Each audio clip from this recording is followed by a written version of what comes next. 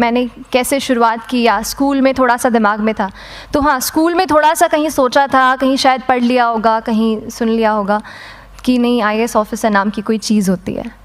लेकिन तब ये भी नहीं पता था कि यार UPSC नाम की कोई एग्ज़ाम है, सिविल सर्विस एग्ज़ाम है, उससे और भी पोस्ट में आप सिलेक्ट हो सकते हैं, ऐसा कुछ नॉलेज नहीं था।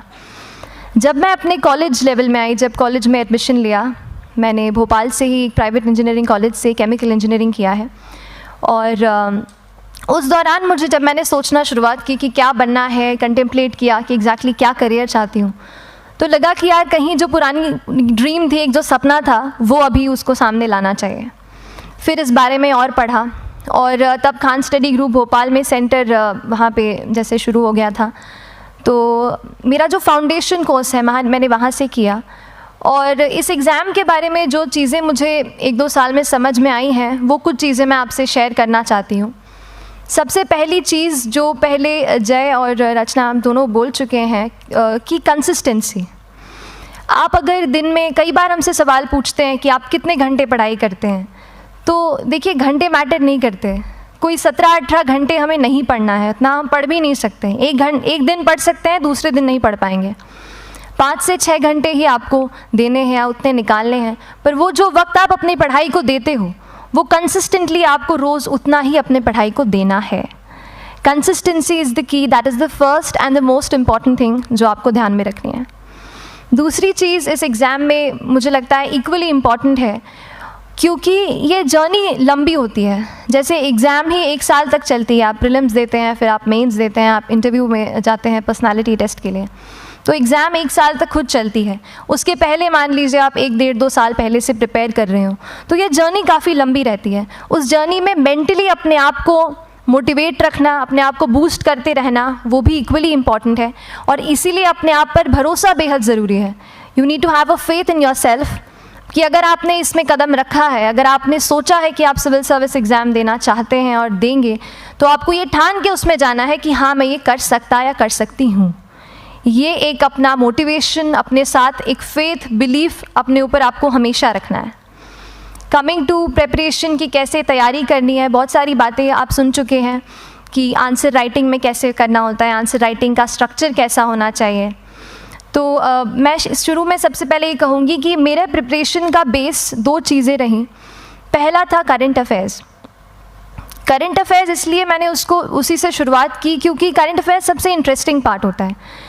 कई बार आपको हिस्ट्री कभी बोरिंग लगेगी, कई बार आपको लगेगा ज्योग्राफी इतना, कभी हर किसी के अपने अपने फेवरेट्स होते हैं। तो मुझे वो जो सब्जेक्ट्स लगते थे कि यार इतना मन नहीं करता है, लेकिन न्यूज़पेपर्स और करंट अफेयर्स में जो भी नया चल रहा है वो मुझे हमेशा इंटरेस्टिंग लगता था। इंटरनेशनल रिलेशंस में क्या हो रहा है, क्या सोशल रियलिटीज़ हैं, कहाँ क्या हुआ, उसका क्या इम्पैक्ट पड़ेगा एडमिनिस्ट्रेशन पे और हमारी कंट्री पे, तो उसको आप अपना एक बेस बना सकते हो। आप करंट अफेयर्स बेस्ड प्रिपरेशन कर सकते हैं, इसलिए भी क्योंकि अगर आप मेंस एग्ज़ाम देखेंगे तो काफ़ी डायनामिज्म आ गया है, केवल प्रीलिम्स में नहीं बल्कि जनरल स्टडीज़ पेपर 2, पेपर 3 में भी आप देखेंगे कई सारे ऐसे सवाल हैं जो करंट इवेंट्स से इंस्पायर्ड होते हैं, उन पे बेस्ड रहते हैं।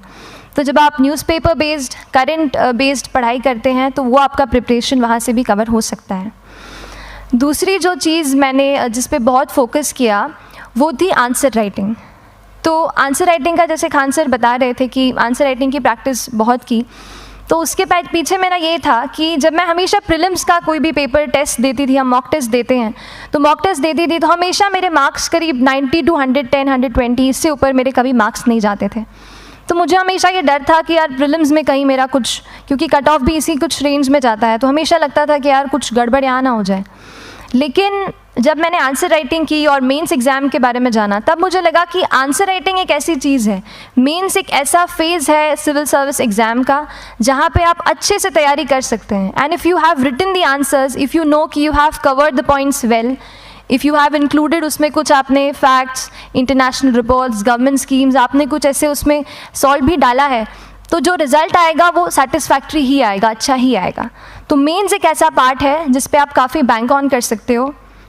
मैं जब पर्सनालिटी टेस्ट भी मैंने दिया तो इस बार भी आप नंबर्स देखेंगे तो आसपास की रैंक के हिसाब से मेरे नंबर्स उसमें कम हैं, लेकिन it is just the general studies and the answer writing part, जो मेंस के जो वो है मार्क्स हैं या मेंस का जो एक फैक्टर रहा, वो मेरे लिए सबसे ज़्यादा इंपॉर्टेंट डिसाइडिंग फैक्टर रहा है। तो अपना एक्सपीरियंस यही बताऊंगी कि आंसर राइटिंग पे आप विशेष फोकस कीजिए। जैसा स्ट्रक्चर आपको बता ही चुके हैं कि इंट्रोडक्शन में कैसे आपको शॉर्ट रखना है, बॉडी एंड देन कंक्लूजन, उसमें छोटी चीज़ जैसे मैं अभी मेंशन कर रही थी, आप एक इंश्योर कीजिए कि देखिए जो भी एग्जामिनर आपकी कॉपी चेक कर रहे हैं वो दिन में 10, 15, 20 कॉपीज़ चेक कर रहे हैं, तो उन सब से आपको अलग कैसे आप अपनी कॉपी दिखा सकते हो, ये चीज़ आपका प्रेजेंटेशन और आप जिस तरीके से आंसर लिखते हो कंटेंट को, वो मैटर करेगा। आप इंश्योर कर सकते हैं कि आपके आंसर में कुछ फैक्ट्स, गवर्नमेंट की स्कीम्स, कुछ कमिटीज़ बैठती हैं, जैसे एक प्रिवेसी पे justice BN Shri Krishna committee की रिपोर्ट आई है, तो आप मान लीजिए आपको कोई प्रिवेसी पे सवाल आ गया तो आपने उन कमेटी का नाम कोट कर दिया। ऐसे बहुत सारी कमिटीज़ होती हैं। कुछ इंटरनेशनल रिपोर्ट्स आते हैं, वो आप उनको इनके बारे में लिख सकते हैं। इंडिया का मैप आप बना सकते हैं। मैंने सीख लिया था कि 10-15 सेकेंड्स में कैसे जल्दी से मैप बनाना है और उस पर कैसे पॉइंट कुछ करना है, कुछ लोकेट करना है। तो ये कुछ ऐसी चीज़ें हैं जो आपके आंसर्स को एनरिच करेंगी और प्रेजेंटेबल बनाएंगी। तो इस तरीके से आंसर्स पे जैसे हम क्लास करते हैं, लेकिन उसके साथ साथ आपको ये कोशिश करनी है कि 1 से 2 आंसर पर डे आपको ज़रूर लिखने ही लिखने हैं, apart from the test series that you are doing. Answer writing से 2-3 चीज़ें होती हैं, ना केवल हमारी एक लिखने का हमें समझ आता है हम क्या लिखते हैं कैसा है, पर हमारा कॉम्प्रिहेंशन भी इम्प्रूव होता है। हमें कितना समझ में आया वो भी हमें खुद समझ आता है जब हम आंसर्स लिखते हैं। और इसीलिए आंसर राइटिंग पे आप फोकस कीजिए, 1 से 2 आंसर ज़रूर लिखिए। और आंसर राइटिंग के बाद the third pillar of my preparation जो काफ़ी इंपॉर्टेंट जिसने रोल प्ले किया, that was tests and test series and mocks. देखिए हम पढ़ रहे हैं यहाँ पर, I will also come to the point कि हम कैसे दिल्ली, भोपाल और इंदौर में प्रिपेयर करके बिना दिल्ली जाए हम कैसे कर सकते हैं, I will come to that point. पर उसके पहले टेस्ट की थोड़ी बात कर लेती हूँ कि टेस्ट देना क्यों ज़रूरी है। हम ये जो एग्ज़ाम दे रहे हैं सिविल सर्विस की, ये एक ऑल इंडिया लेवल एग्ज़ाम है and this cut throat competition. तो उसके लिए आप केवल पढ़ते रहें, सारी बुक्स, मटेरियल्स, स्टैंडर्ड ये करंट का सब पढ़ लें, लेकिन अगर आप ये नहीं जज कर पाए कि आपका क्या लेवल है at an all India level, तो चीज़ें समझ में आप नहीं, मतलब आप आगे नहीं बढ़ पाएंगे या सही डायरेक्शन नहीं पकड़ पाएंगे। तो इसलिए आप टेस्ट से घबराइए मत। कई बार टेस्ट का इनर्शिया होता है, ऐसे लगता है कि जब तक पूरा सिलेबस कंप्लीट नहीं कर लूँ तब तक टेस्ट नहीं दूंगा, लेकिन सच में बात ये होती है कि जब तक हम GS के मतलब पेपर देने अंदर भी घुसते हैं ना, तब भी उस सेकंड पे लग रहा होता है कि कुछ छूट गया है हमारा। तो ये चीज़ होगी ही, इसीलिए ये मैं कभी मत सोचिए कि जब तक पूरा सिलेबस नहीं कर लूँ टेस्ट नहीं दूंगा। जैसे आपका एक थोड़ा बेस बन जाता है प्रिपरेशन का, आप टेस्ट दीजिए, चाहे वो प्रीलिम्स का MCQ का टेस्ट हो या मेंस का राइटिंग स्किल की प्रैक्टिस हो, टेस्ट पे आप फोकस कीजिए। उसके बाद टेस्ट केवल देने के लिए नहीं देना है, उसको एनालाइज भी अच्छे से करना है। When you get the answer hints, when you get the answer keys, analyse properly कि आपकी क्या गलती हुई है और उससे भी सीखने की कोशिश कीजिए कि क्या कुछ नया मुझे इस टेस्ट पेपर से या इस आंसर कॉपी से मिल सकता है। तो इस तरह से टेस्ट पे भी आप फोकस कीजिए। And I will come lastly to the point कि जब मैंने प्रिपरेशन शुरू की थी अपने कॉलेज के 2nd ईयर 3rd ईयर आते आते, तो मन में बहुत सारे फियर्स थे। मैं भी एक नॉर्मल फैमिली से हूँ, मेरे फैमिली में किसी ने आज तक सिविल सर्विस का पेपर भी नहीं लिखा था, तो मन में बहुत सारे फियर्स थे, डाउट्स थे, क्या होगा, कैसे होगा। तो हो सकता है आपके मन में भी ऐसा हो। और हम जैसे यहाँ रहते हैं, हम सोचते हैं कि दिल्ली जाना तो सबसे ज़रूरी है, उसके बिना तो ये एग्ज़ाम हो ही नहीं सकती। तो उस पर मैं एक चीज़ बताना चाहूँगी कि जैसे KSG जैसे इंस्टीट्यूट हैं, जो फैकल्टी भी हमें वही मिलती है जो दिल्ली में पढ़ा रहे हैं, तो ये एक बहुत पॉजिटिव पॉइंट है कि क्वालिटी का कोई दिक्कत नहीं आएगी। बस एक चीज़ है, आप ज्वाइन करते हैं class, that will only provide you a direction. वो आपका रास्ता दिखा सकते हैं आपको कि इस रास्ते पर आपको चलना है, लेकिन चलना उस रास्ते पे आपको खुद है। You have to work on your own. कभी ये मत सोचिए कि मैं वहाँ नहीं जा पा रहा हूँ तो नहीं हो सकता, यहाँ है, तो हम एक्सक्यूज़ेस बनाते हैं। कई बार चैलेंजेस आते हैं। तो मैंने कॉलेज के साथ प्रिपरेशन की, तो उसमें भी काफ़ी दिक्कत आती थी। कभी कभार कॉलेज की एग्ज़ाम होती थी तो इसमें मैं अपना उतना वक्त नहीं दे पाती थी। तो उस मोमेंट पे फिर प्लानिंग ने मुझे बहुत हेल्प किया कि हम किस तरीके से अपने कॉलेज के एग्ज़ाम के लिए प्लान कर लें। जैसे मैंने इंजीनियरिंग की है और मुझे पता है कि हम इंजीनियर्स 1 महीने से ज़्यादा पहले से पढ़ते नहीं हैं। पढ़ते हैं क्या? तो वो चीज़ आप ध्यान रख सकते हो, उसको अपना स्ट्रॉन्ग पॉइंट बना सकते हो।